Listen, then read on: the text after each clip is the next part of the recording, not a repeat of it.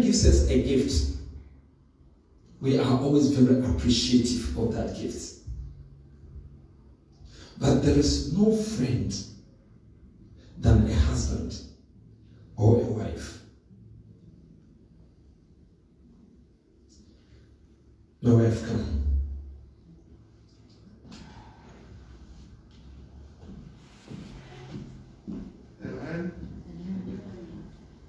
This is my friend.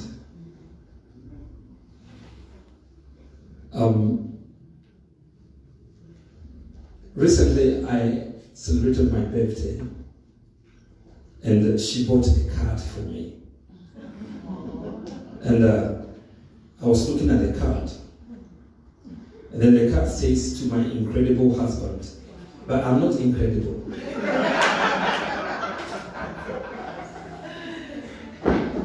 The card says, "Amazing." I'm not amazing. The card says, "Loving." I'm not loving. The card says, "Caring." There are many times that she has told me that you don't care. The card says, "Thoughtful." I don't think I've always been thoughtful when it comes to the two of us. He says, "I'm gorgeous." Yesterday he said, "My tummy is becoming big." So there's nothing gorgeous about it. Now, on the 7th of July of this year, we would have married for 30 years.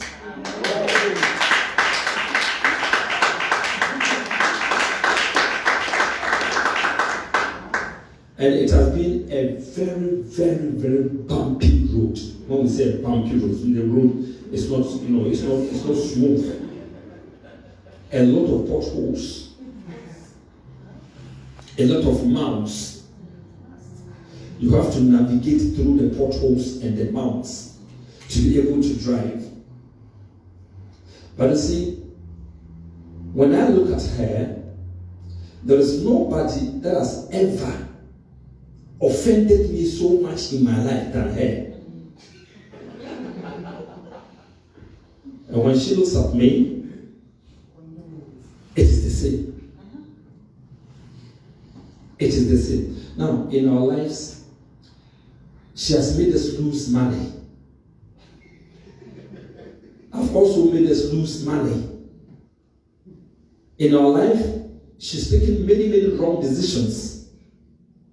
I've also taken many, many wrong decisions.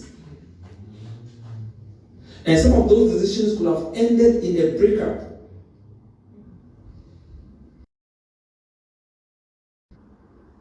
We've had a lot of issues. It's true. A lot of issues. You see, I don't hide my issues.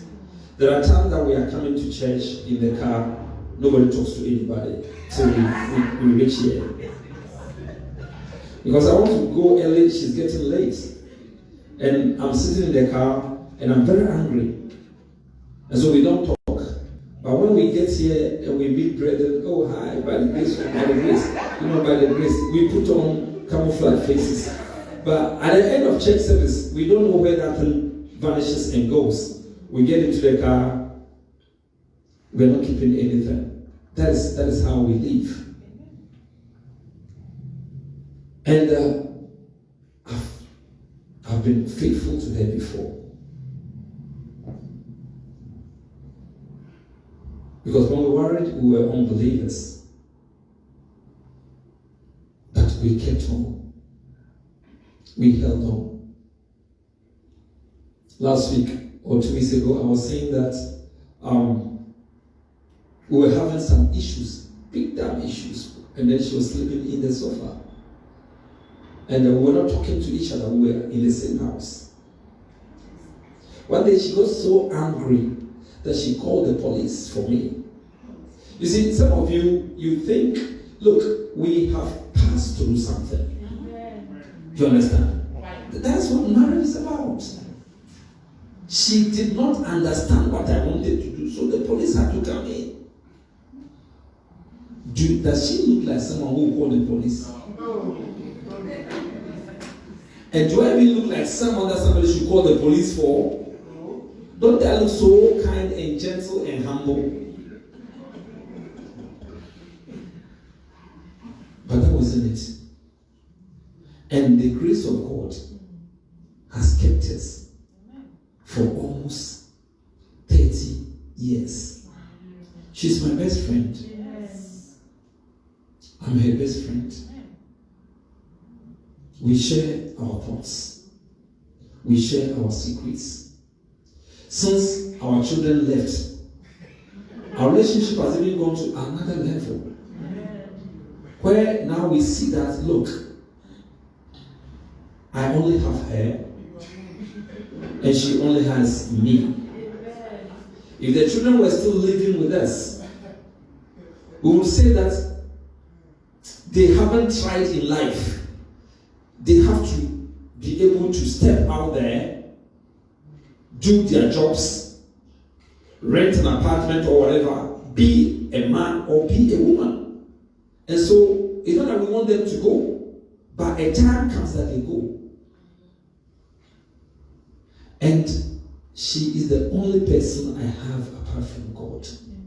If anything happens to me now, I know very well that she will be with me through that time, if it is there till I die. If anything happens to her, that's exactly what I'm going to do.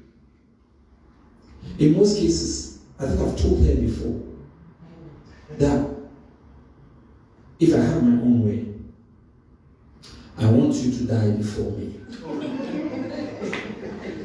Because I can't think of how she would live if I'm dead. Do you get what I mean? She's totally dependent on me. She relies on me for many things. And so sometimes as I lie there and I think about her, not me, I'm thinking about her. And I'm saying, Lord, well, if we don't go for very long, then maybe take her first before me. Because I don't know how she's going to manage her life if I'm not there. I'm thinking about her. I'm talking of a friend that is always undervalued. A friend that is always close. A friend that is always available. But the only thing that we can see about that friend is their weakness. The only thing we can see about that friend and remember about that friend is the bad thing that they did to us. But as for the good things, which they do on a daily basis, we never remember. If there is anybody in anybody's life who is totally undervalued, who is totally left unconsidered, then it is either a wife or a husband. And I'm thinking that thing should change. Thank you. Take your seats.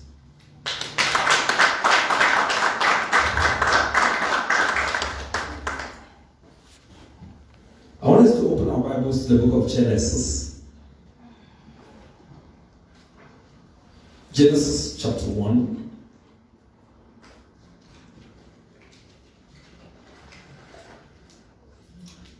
And we'll be reading, I think, from verse 26 going.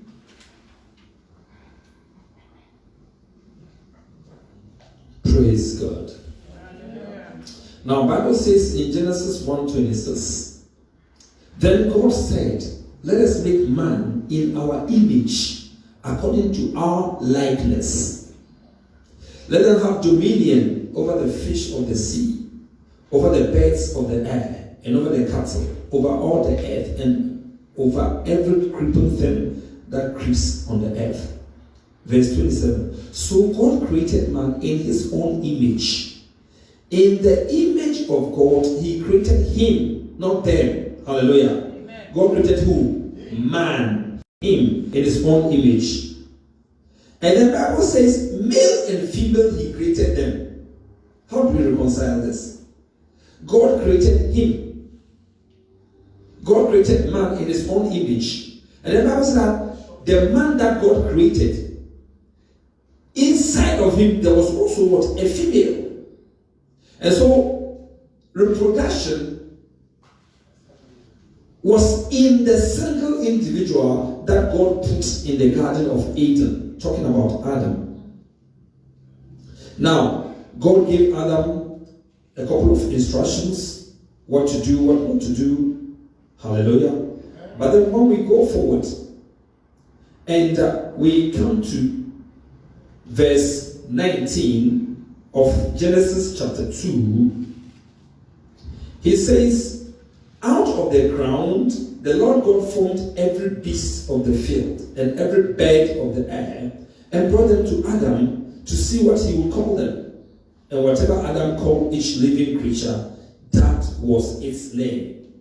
So Adam gave names to all cattle, to the birds of the air, and to every beast of the field. But for Adam, there was not found a helper comparable to him. And so, inside Adam, there was a helper. But that helper was still inside of Adam. And God saw that, look, Adam needs help. Because Adam will be looking around, he could see the horses, 2 of them.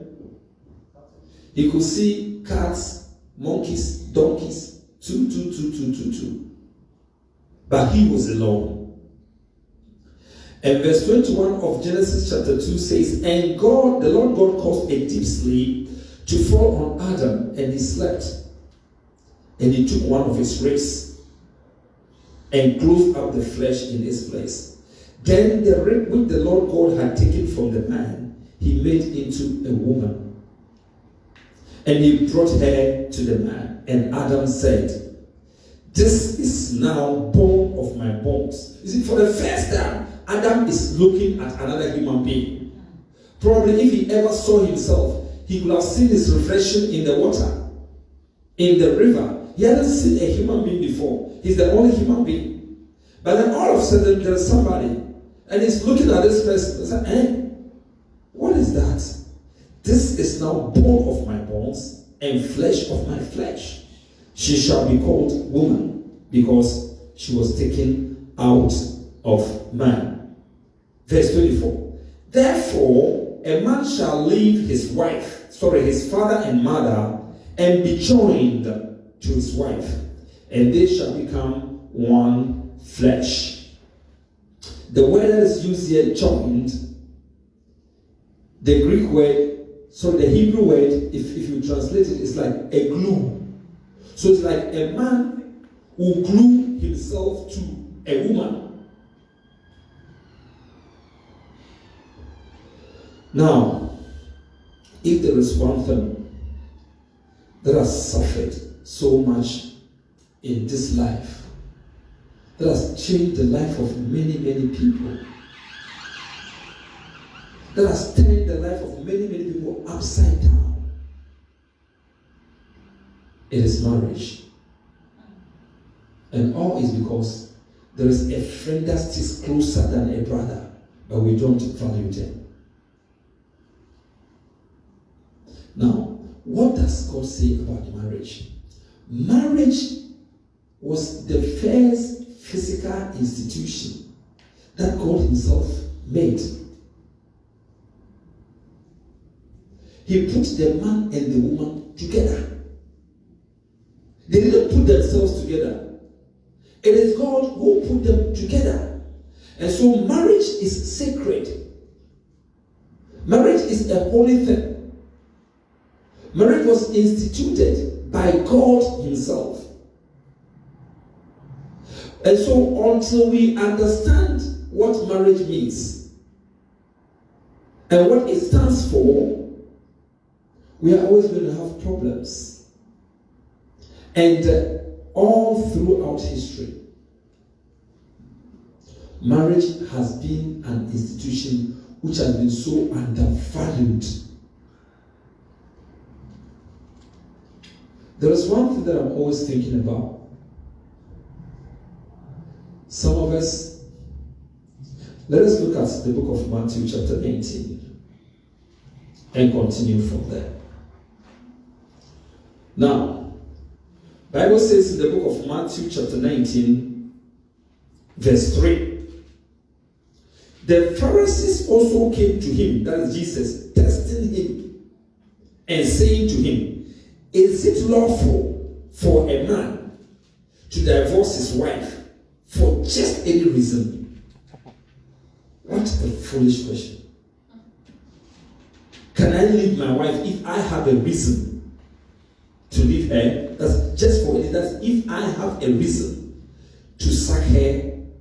Can I do it? Can I do it? And he answered and said to them, have you not read that he who made them at the beginning made them male and female, and said, for this reason, for the reason of marriage, a man shall leave his father and mother and be joined to his wife, and the two shall become one flesh. Haven't you read that? Why are you saying that for any? Can I put her away? Can I send her out of my home? Can I push her out of my life? Can I desert her? Jesus says no. In the beginning, that was never God's intention. Because God made the two one. Hallelujah. In fact, all what we are saying does not exclude the physical, sometimes physical abuse. Sometimes the unfaithfulness and every other thing that goes into marriages. For which reason marriages suffer shocks. Hallelujah. Amen. And so verse 6 he says, Matthew chapter 19 verse 6, he says, so then they are no longer two, but one flesh. Therefore, this is a warning from Jesus. What God has joined together, let no man separate. Now, when I married my wife, we were unbelievers. So tell me, what do you know about marriage? Nothing. Both of us were unbelievers. So we didn't know that God says the two shall be what? One. And that marriage is an institution that God himself established. God is the one who arranged it and made it. And for us to take marriage as anything, the first institution, there was marriage before government. There was marriage before the army. There was marriage before the police. The first thing that God himself set up. Bible says that we should pray for those in authority. In other words, let's pray for those in government. And when our brother was leading us in prayer, we prayed for the UK. We are praying for the government. But now it looks like our lives are hanged on the government decisions. The policies they make. That is what defines our lives. That's what affects our children. That's what affects our lives today, tomorrow, and when we go on retirement. But before there was the government, we take care of the entire people in the country. Before there was the army that fought to protect the people in the country. Before there was the police that will move from place to place to ensure that people are safe. There was marriage. The oldest institution. The first institution. And we don't know this. And because we don't know it, we don't know how to manage it. Which is a very real problem. Then the Pharisee says, they said to him, why then did Moses command to give a certificate of divorce and to put her away? Like, oh, okay, if you want to send her out of your life, just write a certificate for her that I have divorced her. I'm no longer a husband. She's on her own. Jesus said to them, Moses, because of the hardness of your hearts, permitted you to divorce your wives. But from the beginning, it was not so. And I say to you Whoever divorces his wife, except for sexual immorality, and marries another, commits adultery. And whoever marries her who is divorced, commits adultery. His disciples said to him, if such is the case of the man with his wife, it is better not to marry. That if I'm going to be glued for life, then it is better not to marry. When we are joining our hands together and we say, I will is the longest sentence. In fact, in my local language, it translates so well, our rare. It's like, it is a long thing. A long thing. Now, when we talk about marriage, we bring painful memories to people. When we talk about marriage, we set people thinking back that why did I even get myself into what I got myself into? And many people see it is that until we realize that the temptation to steal, the temptation to lie, the temptation to cheat, the temptation to be proud and bully people is the same as the temptation to marry, to divorce, we will be doing well. You see, we don't see it as the work of the enemy. And that is why of late we are praying more and more about spiritual things. You see, where are we? How many of us know of Marilyn Monroe? I think she was a film actor or something. She wedded 8 times. And she was supposed to be the most beautiful woman in the world. She wedded 8 times. She even wedded one man twice.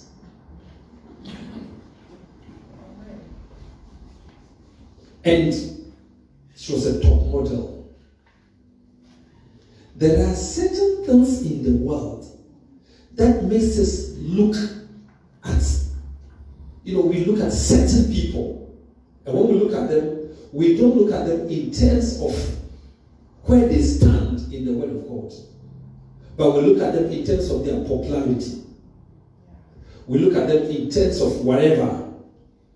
Even this country, the Prime Minister, Mr. Boris, he married one, it collapsed. Another one, it collapsed. The one he's living, like the woman of Samaria, the one she's living with now, they are not married. And so, that's where we are, And just quite recently, this is Bill and Melinda Gates. The rest sitting there comfortably. We think the way we've reached in our lives, we can't continue, and it's just normal. And so when we have big, high-profile divorce and remarriages, we tend to think that it is normal. Is it not so? Yeah. Why do you want to wear something with Armani? Do you know this Armani guy? Because Armani. What are some of the fashion names? Me, I don't know. What? Gucci? Most of these guys are Italians too. Versace. Was it not Versace who was killed by his girlfriend? And the girlfriend was a man.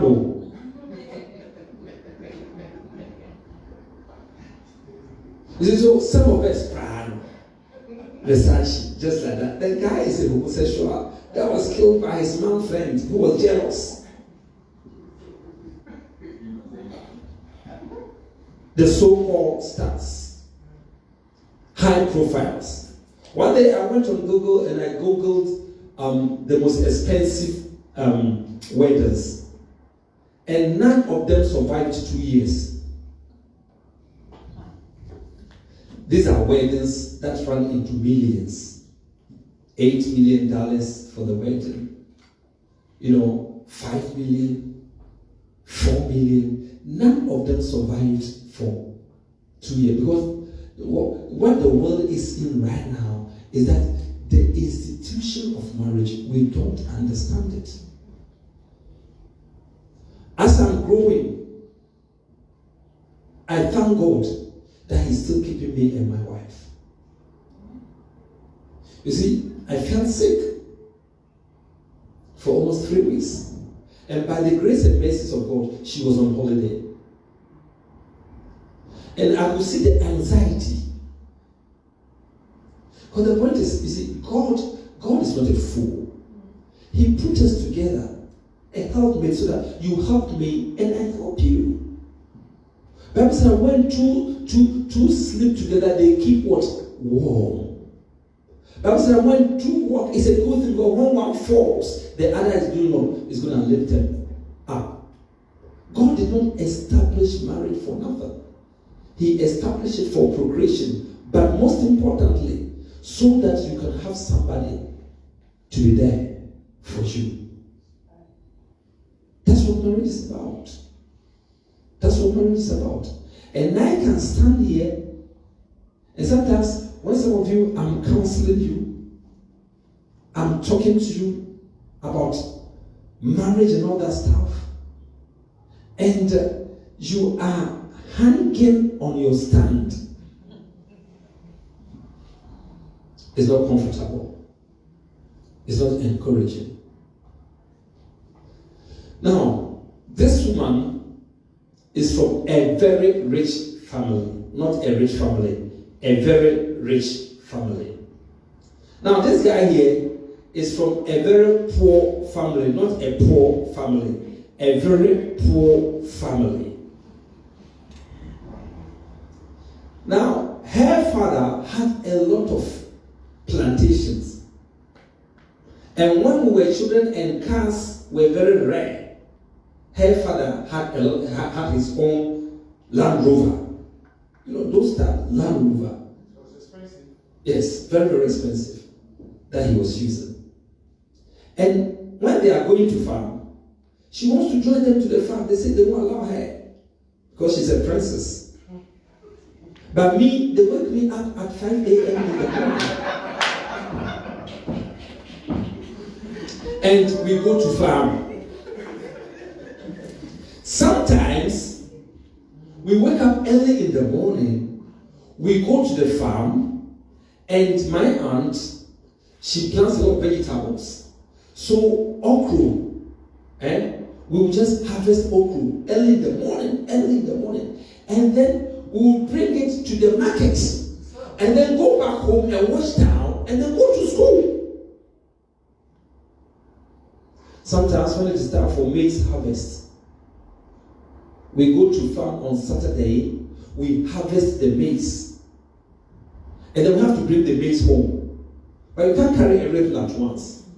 So during the school days, in the mornings, we wake up very early in the morning, you go and we carry the maize, we come, we drop the maize, and then we go to school. Now, and then the two of us, we are married. She doesn't know anything about poverty.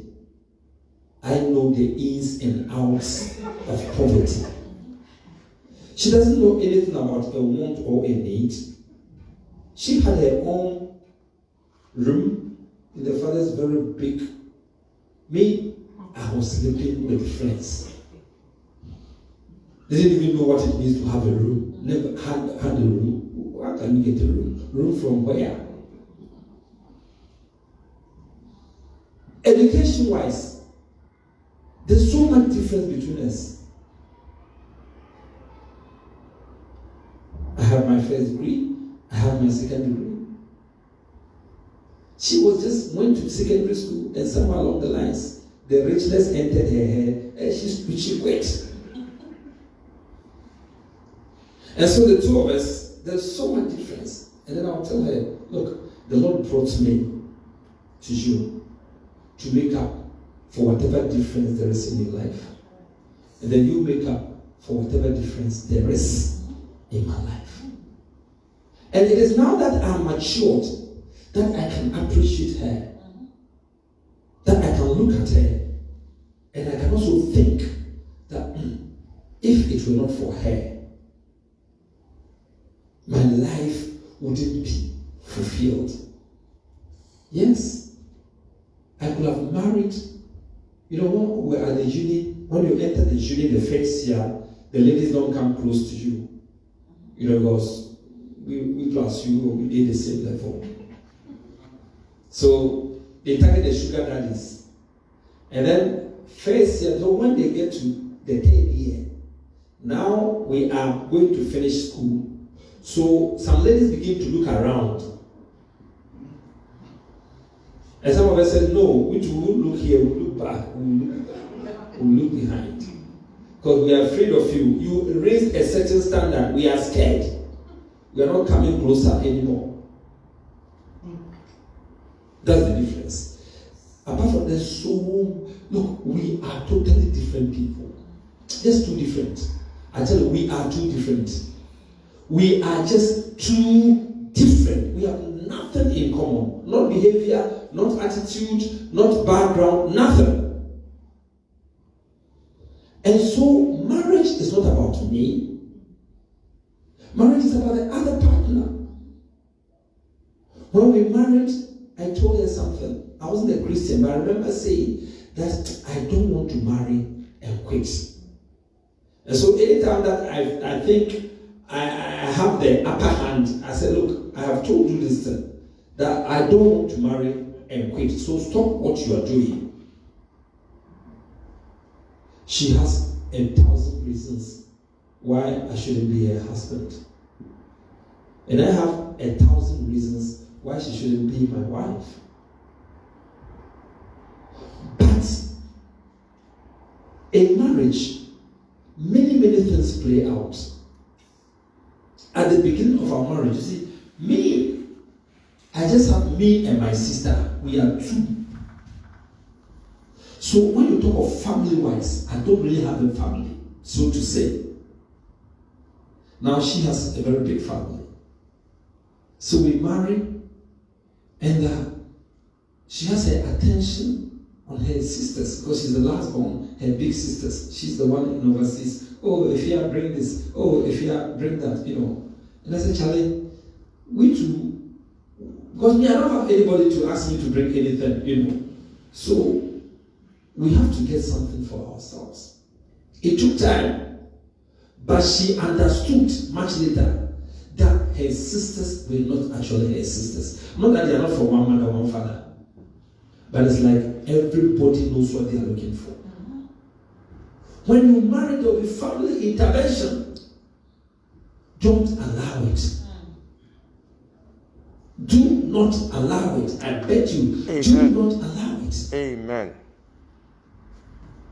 Because at the end of it all, when I was sick and I was lying down here, will my sister come and take care of me? Will she do that? Hasn't she got her own life to live? I am now a burden for my wife, and she's a burden for me. Nobody wants to come between, and nobody will come in between. And so God in His wisdom says, I have put the two of you together. And so make sure that you not cut yourself asunder. What does the Bible say in the New Testament concerning marriage? In fact, the Bible allows, in 1 Corinthians chapter 7, the whole chapter talks about marriage.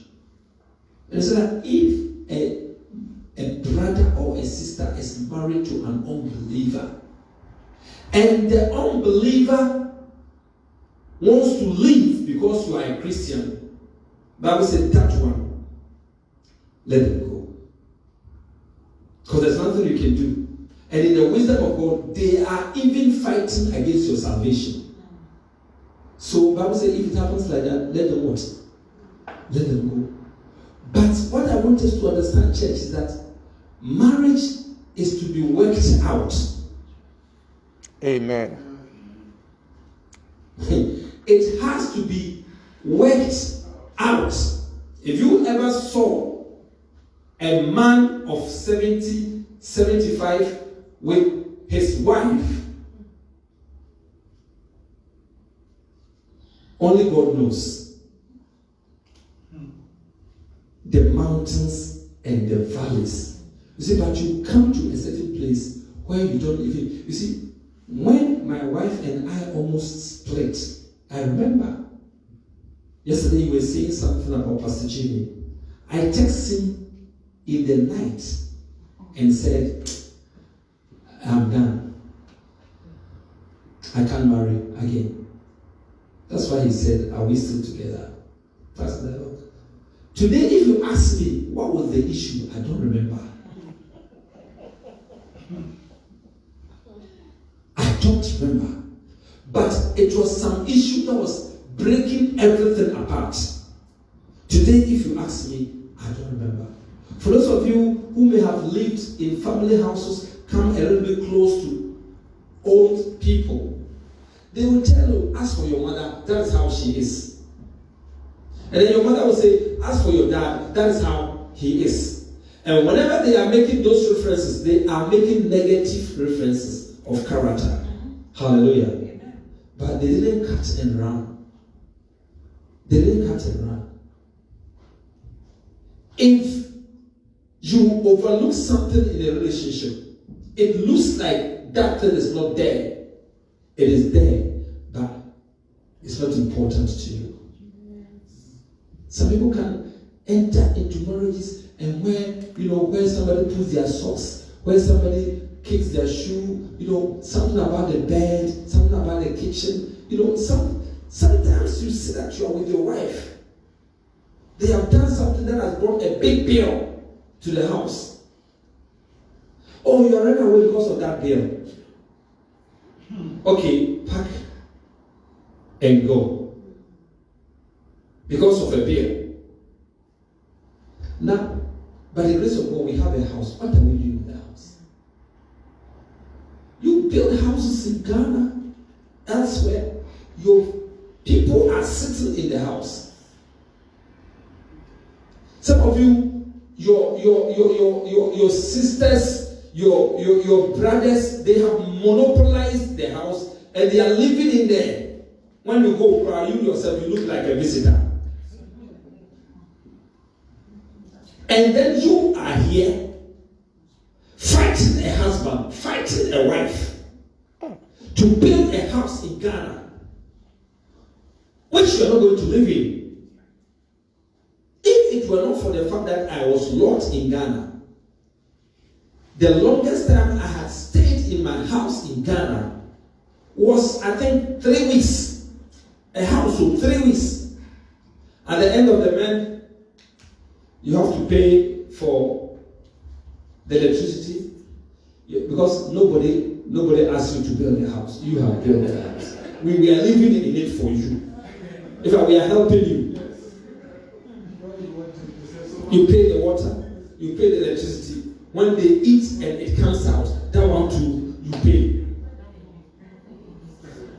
And then to be able to do that thing back at home, you are here fighting over 15 pounds per week for the children or whatever. Hey! How low can you fall? Financial issues. And the children's money, it goes to her. What is children? That children's money, what can you do with it?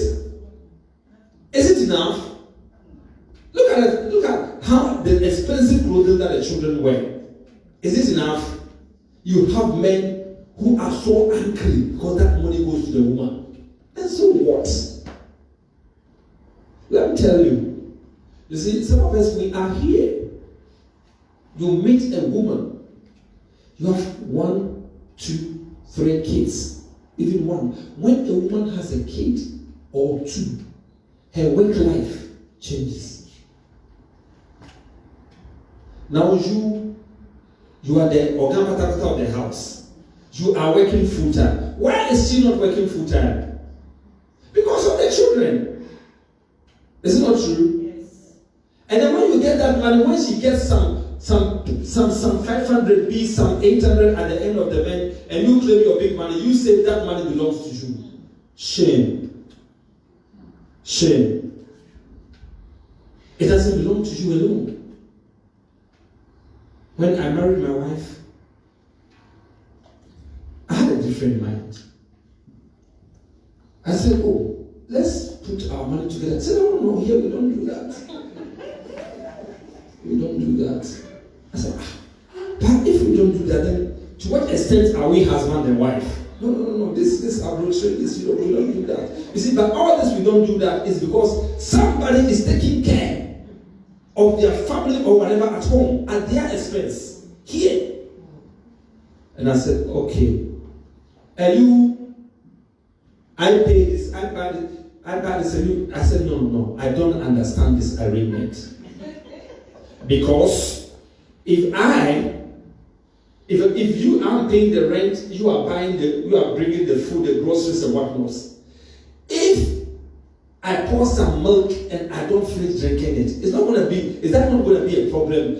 Because you didn't buy the milk, you are wasting it. And what about if I need something and it's not in the fridge? Do I have to come and ask you what? So I was trying to explain to my wife that this arrangement is not good, so let's find an alternative arrangement. And that arrangement is, at the end of the month, bring what you have. At the end of the month, I bring what I have. We put it together.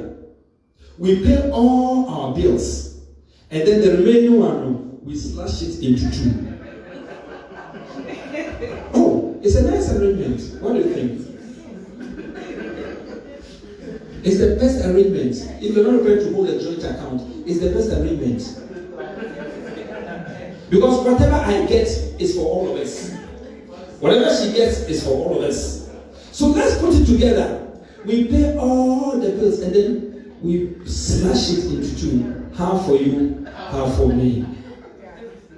And so we started that thing and we're doing it. And then the first time I wanted to go to Ghana, I had gone to the bank, withdraw my money, and then I changed some dollars. I'm going to Ghana. You see, it is not nice. You have your own money, I have my own money. What about if we get down there and I'm doing whatever with my money? So I went to work. When I came, I pulled the drawer. The money wasn't there. I said, no. Is there the two of us? This one, please. I put an envelope here, please. The envelope is with you. He said, it's not with me. I said, no. It's just the two of us in this room. I checked the dollars just some few days ago. So I was like a little bit angry, but it's like, what does she mean? And then, I'll just put my back down, I'm not going to look for the money because I know where the money is. Whoever has taken my money should bring my money. My money. I have my mind on my money and my money on my mind. And then she said, it is in this drawer. So I pulled the drawer and she has added her savings to my savings at the same place. Child of God, where are you going? What do you want? What do you want? That because of financial issues, that's why marriages are collapsing here. So you, dear, you are coming to use all your strength, all your energy, work, family, brothers, sisters, cousins, aunts, family, brothers. Sometimes the sad thing is at the expense of your marriage. Your husband is complaining. Your wife is complaining, oh, that's my aunt. I need to help them. See, when we were kids, look, man, Bible says whoever does not take care of his family is worse than an unbeliever. Amen. And so, you need a little bit of peace. Thank God I'm older than all of you. It takes jack for people to grow. Yes. Yesterday, he lost a cousin, and we're looking at it. Which old man is this? You couldn't even recognize them. A very old man. And then we're drawing our minds back and say, so is this that man? When you look at somebody, you think they are growing. You're not growing. The other person is growing, not you. You just have to put one of your photographs. Take one picture, because every Sunday you take pictures. Take one today. Just fish out a 10-year-old photo. Put the two side by side. And see that something is happening in your body. You need somebody to be there for you. You need somebody to be there for you. And you, the men, let me warn you. You see, the women are not fools. So now that you are strong, you are wasting your energy out somewhere. And when you become weak, because a man will become weak. Men, you know that will become weak. Yeah, definitely. You see, so now she knows my strength. She knows the strength of my youth. Hallelujah. So if now I'm not performing very well right now, at least we are feeding on history.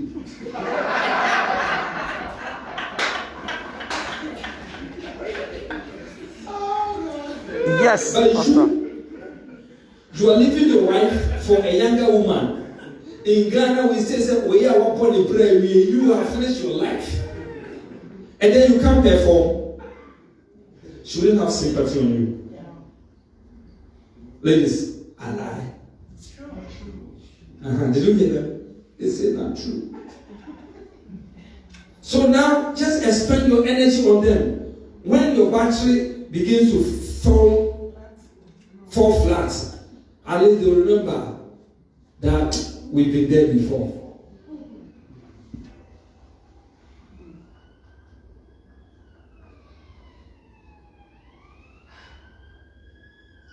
For those of us that have suffered in marriages, God is going to restore us. Amen. We need a new mindset. And that mindset is when you enter into any marital relations, and it's at the back of your mind that as for me, if it turns A, I'll do B. If it turns C, I'll do D. Look, already you're looking out for something.